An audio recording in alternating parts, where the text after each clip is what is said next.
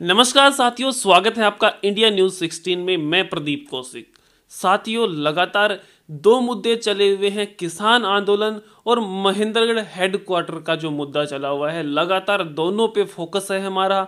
और आप वीडियोस दोनों की देख पा रहे हो किस प्रकार से दोनों मुद्दे, एक कह सकते हैं आंदोलन चले हुए हैं दोनों। किसान आंदोलन तो बहुत बड़ा चला हुआ, आप देख रहे हैं वीडियोस, और महेंद्रगढ़ की वीडियो लगातार आ रही हैं। इसी सिलसिले में महेंद्रगढ़ से भाई नवीन राव, भावी चेयरमैन नगर पालिका महेंद्रगढ़ कहा जाता है, और बहुत जल्द इलेक्शन होने ही वाले हैं, तो इन्होंने अपनी दावेदारी ठोक रखी है। इनसे हम बातचीत करेंगे आज कि किस प्रकार से यहाँ का जो माहौल है, महेंद्रगढ़ का विकास पिछले कुछ समय से क्यों नहीं हुआ, और जो मुख्यालय है इसकी क्या वजह रही जो इतने समय बाद भी महेंद्रगढ़ नहीं बन पाया है। तो नवीन जी, स्वागत है आपका हमारे चैनल में।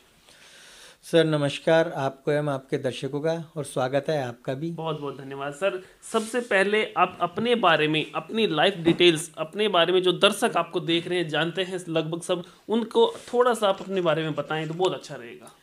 सर मैं नवीन राव जी पुत्र श्री राजेंद्र राव, मोहल्ला नत्थुवाला कोकाबंगड़ी, महेंद्रगढ़ का वासी हूँ। और पिताजी मेरे मुझे बचपन में ही छोड़ गए थे। उनका साया जब मैं 6.25 साल का था तब उनका स्वर्गवास हो गया था। और माताजी हैं मेरे घर में, मिसेज हैं, एक बेटा है, और हमारा पालन पोषण हमारी माताजी ने किया है। और सब बहुत ही अच्छी तरीके से आपने जो घर से मिला, आपको पालन पोषण बहुत अच्छा रहा। तो सर आजकल सुनने में आया है, कितना सही अब आप बताएंगे, कि महेंद्रगढ़ का भावी चेयरमैन आपको कहा जाने लगा है। सर ये तो जनता की आवाज़ है, मेरी व्यक्तिगत कोई आवाज़ नहीं है। अगर जनता मुझे उस लायक समझेगी तो ज़रूर जनता बनाएगी, तो हम बनेंगे, जनता की सेवा करेंगे। जनता के हाथ में सब, जनप्रतिनिधि जनता चुनेगी तो ही हम बनेंगे। और अगर चुनेगी तो बहुत अच्छा करेंगे, शहर का विकास करेंगे, मूलभूत सुविधाएं हैं, शहर को वो देंगे। और हम देने वाले कौन हैं? खैर जनता हमें मौका देगी तो हम जरूर सेवा करेंगे। हम तो हमारे दायित्वों की पूर्ति करेंगे। जो जिम्मेदारियां शहर हमें देगा हम उन्हें संपूर्णतः निभाने का भरसक प्रयास करेंगे। सर आज की कंडीशन हम महेंद्रगढ़ की देखें, जब से हरियाणा बना था, महेंद्रगढ़ एक स्टेट, ये अपना डिस्ट्रिक्ट था, लेकिन उसके बाद महेंद्रगढ़ से हटा के और डिस्ट्रिक्ट बन गए, लेकिन महेंद्रगढ़ का उद्धार नहीं हुआ। क्या कहेंगे सर महेंद्रगढ़ जिला हमारा जब हरियाणा पंजाब संयुक्त होता था जी? तब से महेंद्रगढ़ जिला है पटियाला रियासत में। बिल्कुल। और महेंद्रगढ़ जब हरियाणा लागू हुआ, जब भी पहले 7 जिलों में महेंद्रगढ़ जिला रहा है। पटियाला रियासत जब तोड़ी थी सरदार वल्लभ भाई पटेल ने, तब भी रियासत के साथ हमारा नाम नहीं बदला गया था। उनकी मूक सहमति थी कि महेंद्रगढ़ जिले को महेंद्रगढ़ ही रखा जाए और इसके साथ कोई छेड़छाड़ ना की जाए। लेकिन फिर भी कसूर तो मैं किसका कहूँगा पता नहीं, हमारे प्रतिनिधित्व का कहूँगा, या हमारी आम जनता का कहूँगा, या हमारा भाग्य को कोसेंगे, ये तो मैं कुछ आपको संपूर्णतः नहीं कह सकता हूँ। लेकिन जहाँ भी कमियाँ रही है, हमें हमारा हक कभी नहीं मिला।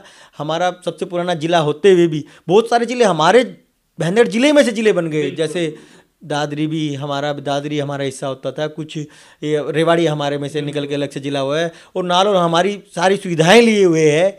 गुड़गांव भी मेंबर ऑफ पार्लियामेंट की सीट होती थी तो महेंद्रगढ़ लोकसभा के नीचे आता था। तो बहुत सारी चीज़ें हैं, बहुत बड़ा कुनबा था महेंद्रगढ़ का, जो धीरे धीरे छोटा होता है, लेकिन हमें फिर भी कुछ नहीं मिला। शायद ऐसा ये उदाहरण एक पूरे हिंदुस्तान में पहला ही एक ऐसा उदाहरण होगा जो सिर्फ नाम से जिला है और मुख्यालय हमारे पास नहीं है। और सरकार कभी से हमारी अनदेखियाँ करती रही है, और ये हमारा हक है। अगर हम सतनाली खंड की बात करें, श्यामपुरा, जड़वा, इन गाँव से बात करें, तो वहाँ से हेडक्वार्टर की दूरी लगभग 70 से 80 किलोमीटर हो जाती है, और उनको शायद 3 से 4 साधन बदलने पड़ते हैं। मुझे लगता नहीं 4 से 5 घंटे में व्यक्ति वहाँ से नारनौल पहुँच पाए। सिर्फ नाम का ही डिस्ट्रिक्ट है, काम का नहीं है। धीरे धीरे सर, ना तो हमारी जनता ने बहुत ज़्यादा आवाज़ें उठाई, प्रतिनिधित्व है हमारा, वो मुझे लगता है कहीं ना कहीं या तो जनता ने उन्हें नहीं कहा, या उन्होंने कभी कोशिश नहीं की, कमज़ोर रहा है। सर अगर प्रतिनिधि जो व्यक्ति है वो अगर मजबूत होता तो आज क्या हाल होता महेंद्रगढ़ का? सर भाग्य हमारा महेंद्रगढ़ का राजनीति के लिहाज से बहुत ही अच्छा रहा है। हमें मजबूत प्रतिनिधित्व मिला है, हमारे नेताओं की सरकारें रही हैं, सरकारों में उनकी चली है, और बहुत अच्छा, मतलब दोनों की ही बात करें तो दोनों का बहुत अच्छा एक प्रदर्शन रहा है। बहुत ताकतवर नेता रहे हैं हमारे दोनों ही, इनकी बड़ी पहचान है। बड़े नेताओं के करीब रहे हैं, बहुत करीब। हाँ, अगर हम शर्मा जी की बात करें तो लगभग आप समझो बीजेपी में सर्वाई हैं, सर्वाई। और अगर हमारे नेताजी दान सिंह जी की बात करें तो उनकी काफ़ी भूपेंद्र सिंह हुड्डा जी से बहुत ज़्यादा नज़दीकियाँ रही हैं और काफ़ी नज़दीक रहे हैं, और उनका ऐसा कोई काम भी नहीं है जो कभी रुका हो। सर ऐसा आज के अखबार में मैंने पढ़ा है कि राव दान सिंह जी ने जो यहाँ पे जो परसों जो महेंद्रगढ़ बंद किया गया था उसको नाम दे दिया कि किसानों का आंदोलन हुआ था। सर किसानों का आंदोलन तो है, पूरे देश में है।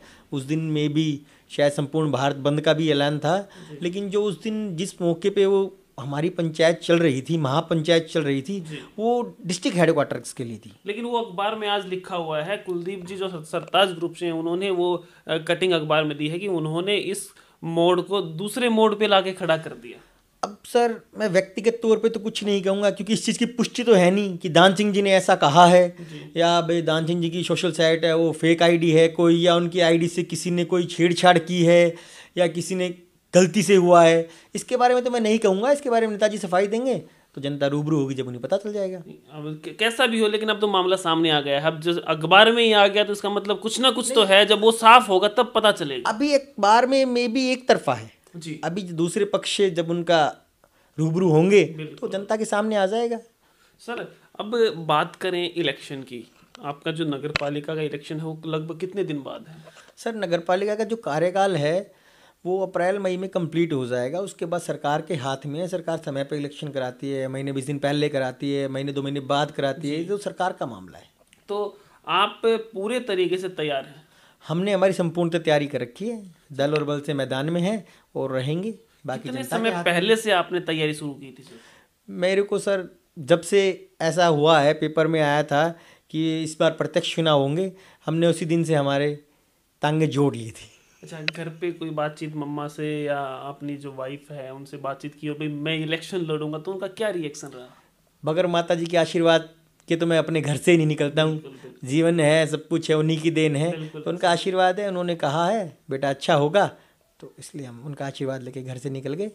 सर आज जो महेंद्रगढ़ का हाल है उसी को कंटिन्यू रखते हुए अगर इलेक्शन होता है तो आप सबसे पहले क्या बदलाव करोगे? सर हमें तो संपूर्ण बदलाव की ज़रूरत है। सर सबसे पहला स्टेप हमारे मूलभूत सड़कें नहीं मिली हुई, हमारी गलियाँ कच्ची, मेन रोड्स, गलियों में चलो, गलियों में लोग पैदल चलते हैं, टू व्हीलर चलते हैं, जो हमारी आम सड़कें हैं उनका इतना बुरा हाल है कि सड़क ही नहीं है, खड्डे खड्डे हैं, आम जन को जान माल की इतनी हानि होती है। सबसे पहले मतलब पूरे डिस्ट्रिक्ट के लोग महेंद्रगढ़ में आते हैं और वहाँ रोड नहीं है, कहा जाता है कि गड्ढों में रोड है, रोड में गड्ढे नहीं है। ये तो आप भी यहीं के वासी हो कौशिक जी, आपको पता है जो शहर की दुर्दशा है। सड़कें तो है ही नहीं, शायद पता नहीं कब 10 साल पिछली योजना में कभी सड़कें बनी है, वो भी टूट गई हैं, कुछ भी नहीं है, सड़कें जर्जर है।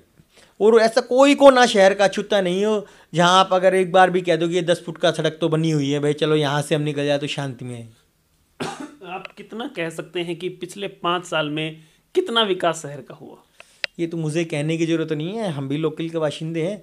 1-2 टीवी पे हमने इंटरव्यू देखा है पक्ष का विपक्ष का, तो वो तो खुद ही वो लोग एक्सेप्ट करते हैं कि हमारे राज्य में एक भी ईंट नहीं लगी। मेरे कहना नहीं है, वो स्वयं ये बात एक्सेप्ट करते हैं जब एक दूसरे पे थोपते हैं कि उसने एक ईंट नहीं लगने दी। विपक्ष कहता है कि उसने ईंट एक भी लगी नहीं मौके पे, ये सत्य बात है। सर एक आम नागरिक के नाते अगर हम बात करें तो क्या ऐसा कारण रहा जिस कारण से पिछले 5 साल में शहर में ईंट तक नहीं लगी? सर वैसे तो मैं भी एक आम नागरिक ही हूँ, हमारी जनता के बीच का ही हूँ, आम व्यक्ति हूँ, आम परिवार से हूँ। सर कारण तो व्यक्तिगत खींचातानी है, अहम है, या कारण से ऊपर उठ के विकास होता है जी। हम तो रीज़न क्या बताएंगे, मेरा इतना बड़ा ओहदा नहीं है मैं किसी को सही या गलत कहूँ, जनता बताएगी सही कौन है गलत कौन है। हम तो इतना कहेंगे हमारे साथ गलत हो रहा है, हमारे साथ, हम तो यही कहेंगे दुर्दशा, हमारे पे अत्याचार, हमसे तो पूछो ही मत, पता नहीं भाग्य साथ नहीं दे रहा, हमारी तो दुर्गति है। अच्छा अगर लोग आपको मौका देते हैं तो कहीं ऐसा तो नहीं कल आपके साथ भी ऐसा ही हो? सर महेंद्रगढ़ के इतिहास जब से नगर पालिका बनी है, महेंद्रगढ़ के इतिहास में कभी ऐसा नहीं हुआ जैसे अभी हुआ है। और ये अपवाद होता है सदियों में, शायद आने वाली 1 सदी तक ऐसा कभी ना हो जैसा इस बार हुआ है। और हम सामाजिक हैं, सब चीज़ें हैं, अच्छे परिवार से हैं, ऐसा कभी नहीं होगा। इस अगर ऐसा होगा, चाहे गलती मेरी हो या ना हो, हम नेतृत्व के आधार पर त्याग पत्र दे देंगे, हमारा पद छोड़ देंगे। ऐसा जनता को नहीं घसीटेंगे, चने के साथ घुन को नहीं पिसने देंगे। कोई रटक हमारी मिटेगा तो हम हमारी व्यक्तिगत ही मिटवाएंगे, शहर की नहीं मिटवाएंगे किसी भी कीमत पर। बात आपने ये कही है कि काम पहले हम बाद में। तो सर अगर बात करें, कहा जाता था पिछली बार इलेक्शन हुआ तो हमारे प्रोफेसर रामविलास शर्मा जी सीएम के दावेदार थे पूरे पूरे। सर वैसे पार्टी के ओहदे की अगर बात करें, सीनियरिटी की बात करें तो वो थे प्रबल दावेदार। तो हम एज ए हमारे महेंद्रगढ़ के लिए तो वो एक सीएम ही थे। हाँ जी, उनका कद बहुत बड़ा रहा है बिल्कुल, इसमें तो कोई शक नहीं है। आप बताना चाहेंगे कि वो जो सीएम सिटी हम कह सकते हैं महेंद्रगढ़ को, फिर महेंद्रगढ़ का ये हाल है। सर फिलहाल तो आप सिटी छोड़ो, सीएम सिटी छोड़ो, हमारा तो जी कैडर एक तो शायद सबसे हमारे खंड में जो सबसे हल्का गांव होगा ना, उससे भी निचले स्तर का है। आपने जो विष्णु पाली हैं जानते होंगे आप, उन्होंने कहा था कि हमारा पाली गांव अच्छा है महेंद्रगढ़ से। 100% है जी, पाली पिलानी है। देखो जी, शहर में मैं उन पे कुछ कहूँ, मैं कुछ एक्चुअल पाली तो खैर बहुत बड़ा बहुत अच्छा गांव है। किसी भी गांव से शायद बिल्कुल मान लो कोई 500-700 वोटों का कोई गांव हो, हम सबसे निचले स्तर पे हैं, उनका जीवन स्तर भी हमसे अच्छा होगा, उनकी गांव की व्यवस्थाएं हमसे अच्छी होंगी। हमारे पास कुछ भी नहीं है, और ये मैं नहीं कहता, आपको भी पता है, सारा शहर कहता है हमारे पास सड़कें नहीं है, पीने को अच्छा पानी नहीं है, स्वच्छता के नाम पर कुछ नहीं है, शहर में पार्किंग व्यवस्थाएँ कुछ नहीं है, हमारे पास है क्या?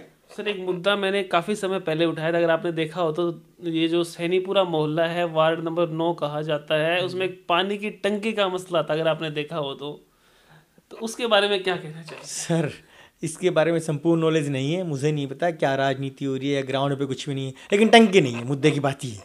देखो मैं गया वहाँ पे, तो पहुँचने के बाद पता चला ये टंकी नहीं, वो पानी बह रहा था, पीने का पानी। उन्होंने कहा कि पार्षद सोनू देवेंद्र जो है उन्होंने नहीं बनने दी। हम वहाँ पहुँचे, उन्होंने कहा कि भाई ये चेयरमैन है, उन्होंने नहीं बनने दिया। उनके पास गए तो बोले हमने टेंडर लगा दिया, एक कोई नाम भी था उसके पास, बोला टेंडर है। उसके पास गए, बोले मेरे पास तो टेंडर ही नहीं है। कोई नहीं जी, जनता को कोई बहुत लंबे समय तक मूर्ख नहीं बना सकता, ग्राउंड पे आएंगे पता चल जाएगा। लेकिन मैं तो मुख्य इसी बात है, मुझे नहीं पता जी आप किसको दबाओगे, किसके हाथ जोड़ोगे, किससे दबोगे। इतिहास सिर्फ काम को याद करता है, उस समय वो टंकी थी या नहीं थी। अगर टंकी होती तो आम जन को सुविधाएं होती। आप अपने व्यक्तिगत स्वार्थ को बाद में रखो ना, कि मुझे मेरा कद बड़ा करना है या पार्षद को अपना कद बड़ा करना है। पर हम तो आम जनता है जी, हमें काम चाहिए, हमें टंकी चाहिए, चाहे कौन बनवाता है, कौन रुकवाता है, मौके पे टंकी पानी की नहीं है, हमें बड़ा दर्द है। बिल्कुल सही बात है कि वो पीने का पानी नालियों में बह रहा है, तो आगे पानी कहाँ से आएगा? सर मैं तो हमारी जनता से भी हाथ जोड़कर विनती करूंगा कि हमारी जनता थोड़ी जागरूक हो। कुछ तो सरकार हमारे साथ दुर्भावना रखती है, हमारी दुर्दशा रखती है, हमें पानी भी पीने का कमी मिलता है। बस ये भी कहूँगा कि जल है तो कल है, पानी को बचाने का पूरा प्रयास करें, कम से कम पानी को व्यर्थ करें। जिन नलों पे टूटी नहीं है टूटियाँ लगवाएं, और पानी को व्यर्थ ना करें, मेरी बड़ी हम्बल रिक्वेस्ट है। बहुत अच्छी बात है सर। आप सर अब बात करें फिर महेंद्रगढ़ की, जो बार एसोसिएशन द्वारा धरना चला हुआ है, आज कहा जा रहा है उसको 18 या 23 दिन हो गए, कितने दिन हो गए ऐसा कुछ कहा जा रहा है। तो अब आगे क्या कुछ रणनीति रहेगी? क्या सरकार मुख्यालय यहाँ पे बनाएगी, क्या कुछ करेगी? आपकी राय क्या रहेगी? सर लगभग 23वां दिन है, शायद 23वां 24वां दिन होगा, एग्जैक्ट नहीं, माफ़ी चाहूँगा, एग्जैक्ट मुझे नहीं पता है। बट बार एसोसिएशन बहुत अच्छा प्रयास कर रहे हैं, और मैं कहता हूँ जी, बगैर रोए माँ भी दूध नहीं पिलाती बच्चे को। तो हमारा हक है, हमें मांगना चाहिए, हमें उसके लिए लड़ना चाहिए। और मैं कहूँगा सब दोषी बाद में। और मेरी फिर से अगेन मेरी आम जनता से, आप जनता को से रूबरू मुझे करा रहे हो, आपका बड़ा बड़ा धन्यवाद। और मैं फिर से मेरी जनता से हाथ जोड़कर, सर झुकाकर मैं जनता से विनती करूँगा कि आप किसी के भरोसे ना रहें। मेरा अब भी वादा है, अगर जनता चाहे, आम जनता चाहे वो व्यापारी वर्ग हो, चाहे वो कर्मचारी वर्ग हो, चाहे कोई भी हो, हमारी आबादी लगभग मुझे लगता है 70-80 हज़ार आबादी महेंद्र शहर की होगी। अगर प्रत्येक व्यक्ति सहपरिवार अपने संपूर्ण कुटुंबियों को लेकर, मैंने कहा तुलाराम चौक पर आए, आज़ाद चौक पर आए, मेरे घर आए, मेरे पीछे जाए, अपने घरों के बाहर धरना प्रदर्शन कर जाए, भूख हड़ताल में बैठ जाए, तो मुझे लगता नहीं सरकार 24 घंटे भी हमारे विरोध को झेल पाएगी। लेकिन कुछ कर नहीं रहे, हमारी आबादी इतनी है, कुछ लोग चंद आगे आते हैं अपने व्यक्तिगत स्वार्थ के लिए, चाहे आते हों, वो सोचते हैं कि हम क्यों करें, लेकिन कर रहे हैं। मैं कहता हूँ आम जनता, देखो जी, दोषी बताना तो एक ऐसा है जैसे जख्म पे पूरे शरीर में जहाँ जख्म होगा मक्खी वहीं बैठती है, ऐसे किसी में कमियां निकालना बहुत आसान है। या किसी को दोषी बनाना, मैं किसी के बारे में, किसी बड़े नेता के बारे में कुछ कहता हूं, आसान है किसी को भी दोषी बनाना, कुछ करना बहुत मुश्किल है। तो मैं चाहता हूँ जनता ने भागीदारी क्या की, आप अपने घरों से बाहर आओ, रोड पे आओ, जहाँ बैठो, जैसे विरोध कर सकते हो करो। 24 घंटे, मेरा वादा है 72 घंटे में हमारी सरकार सरेंडर हो जाएगी, झेल नहीं पाएगी हमारे विरोध को। पर आए, ये नहीं है सिर्फ दुकान बंद हो गई, अपने घरों की लाइटें बंद करें, सड़क पर आए, मतलब घर बंद करें, आप रोड में बैठो, अपने चाहे घर के बाहर बैठ जाए, संपूर्ण महेंद्र खंड या जिसकी भी मांग है वो लोग कुछ करें, किसी के ऊपर कोई जिम्मेदारियां ना दें, कुछ करें, तो मैं मानता हूं कि सब कुछ मिल जाएगा हमें और हो जाएगा, वो हमारी जरूरत है और हमारा हक है। भाई साहब की बहुत ही अच्छी बात लगी मेरे को कि उन्होंने कहा कि अगर आप दूर नहीं जा सकते, अपने घर से बाहर जाके बैठो, वहां पे आप भूख हड़ताल करो, सरकार बहुत जल्द सरेंडर कर देगी और आपकी बात मानेगी जी। बिल्कुल 72 घंटे में। हम सरकार को दोष जब देना जी, हमने क्या किया, हम कुछ हमारी जिम्मेदारी तो निभाएं। बगर वो, मैंने फिर से अगेन रिपीट कर रहा हूँ, बगर वो माँ भी दूध नहीं पिलाती है तो माँ की छाती में दर्द होगा तो दूध पिलाएगी, या वो बच्चा रहेगा तो दूध पिलाएगी। सरकारें भी झुकेंगी, सरकारें भी ऐसी नहीं है, सरकारें बनती हैं, बिगड़ती हैं, फिर बनती हैं, नई आती हैं, जाती हैं। हम हमारा फर्ज तो निभाएं, फिर किसी को दोषी कहें। उनके यहाँ तक आएगा तभी तो करेंगे। मालिक करो, मैं जनता से फिर रिक्वेस्ट करूंगा कि उन्हें करना चाहिए और हम भी करेंगे, जो बनेगा करना चाहिए।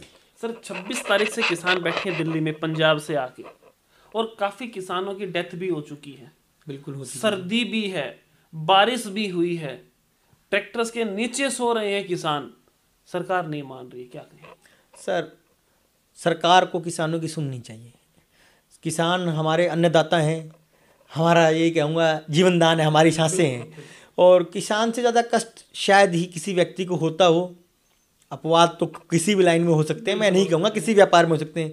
किसान इतनी ठंड में भी रात को जी पानी देता है खेत में, उनको बेचारा लाइट का सरा भी टाइम पे नहीं रहा, बिजली भी रात को ही आएगी, दिन में पशुपालन करते हैं, सबसे ज्यादा मेहनत बिल्कुल 24 घंटे की जी। फसल बातों में थोड़ी होती है, पहले प्ले करना पड़ता है, सारा काम कर दिया ओढ़े पड़ के, बिजली चाहिए होती है, बीज डालना पड़ता है, मतलब 6 महीने, और फिर भी आखिर में सरकार और मालिक के, भगवान के भरोसे, कभी वो अन्याय ना कर दे, फिर सरकार से गुहार की वहाँ से अन्याय कर दे, सरकार कुछ सुन ले, मतलब सारी मेहनत के बाद भी अंत में उनकी दुआ सरकार और भगवान के हाथ में ही रहती है। अगर वो चाहे तो खरा उतरे, अन्यथा कुछ भी नहीं है उनके बेचारे। वो जो पैदा हुआ उसको अपने रेट पे नहीं बेच पाता।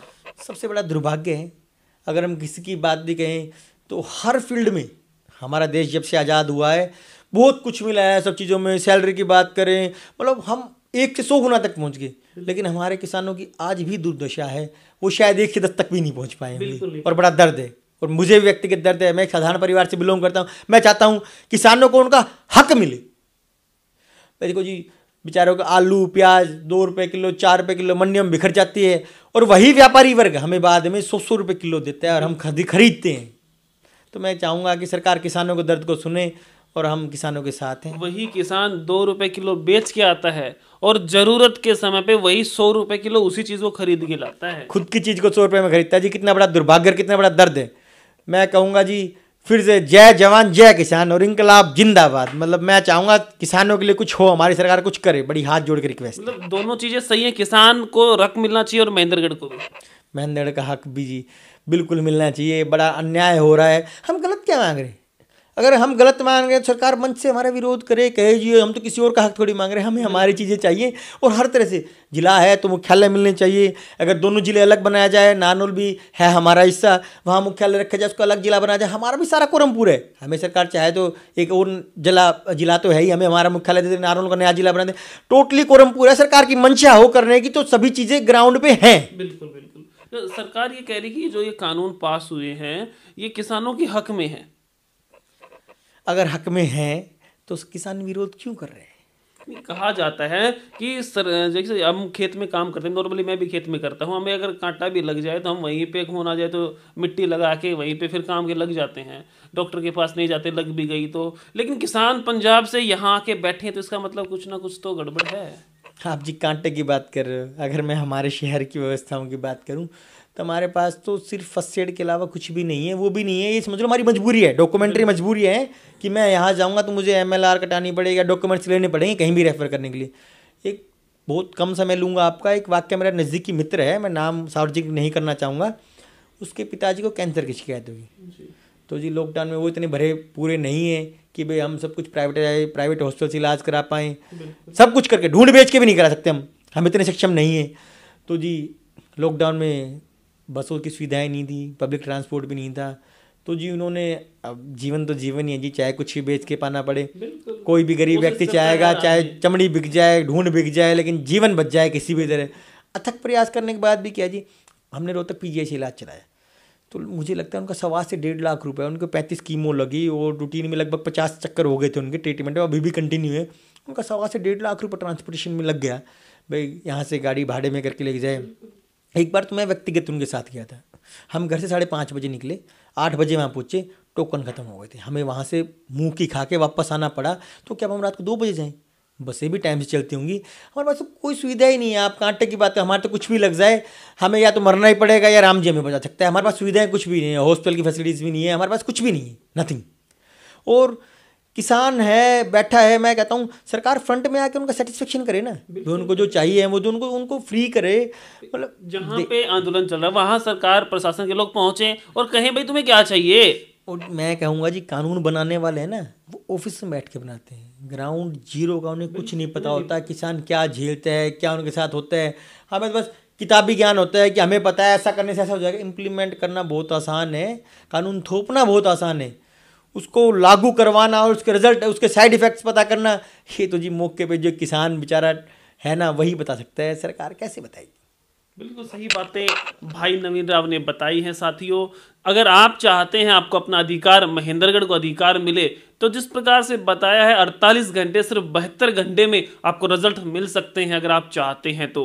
और अगर ऐसे ही टाइम पास करना है, यहाँ से 70-80 किलोमीटर दूर जाके अपना काम करवाना है, तो जैसे पिछले कुछ सालों से आप बैठे हुए थे ऐसे बैठे रहिए।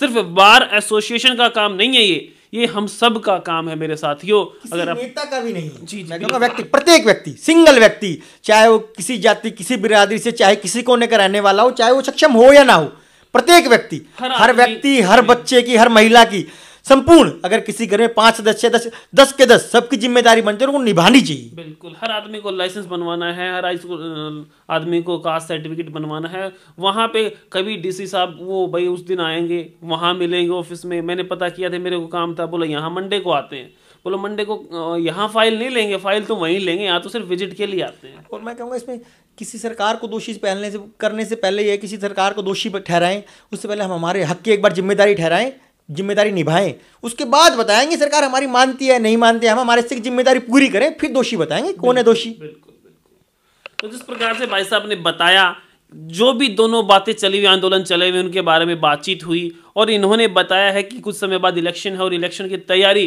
अपने माता के आशीर्वाद से ये कर रहे हैं। और इन्होंने कुछ समय पहले के इंटरव्यू में बताया था अगर हमें मौका मिलता है तो शहर को चमन बना देंगे, आपने देखा भी होगा। तो मैं भी चाहता हूं अगर इस प्रकार से भाई काम करना चाहते तो आप भी मौका दें। बस यही कहना चाहेंगे, जनता आशीर्वाद दे, प्यार दे और उनके दायित्व को मैं मजबूती से निभाऊंगा और हर तरह से निभाऊंगा, चाहे मुझे अपना अस्तित्व खत्म करना पड़े, लेकिन समाज के अस्तित्व को नहीं तोड़ूंगा और शहर के अस्तित्व को नहीं तोड़ूंगा और विकास करेंगे। बहुत बढ़िया। जिस प्रकार से आपने देखा है, सुना है भाई साहब की बातें, चाहूंगा आप भी इम्प्लीमेंट करें इन बातों पे, सोचें एक बार कि कितना सही है कितना गलत है। अगर आपको थोड़ा सा भी सही लगता है तो उसको आप करने की कोशिश करें, अपने लाइफ में उतारें और जो संघर्ष है वो करें ताकि आपको अपना अधिकार मिल सके। ये एक अकेले आदमी का अधिकार नहीं है। बाकी अपडेट्स के लिए आप देखते रहे इंडिया न्यूज़ 16। नमस्कार साथियों, धन्यवाद साथियों, जय जवान और जय किसान।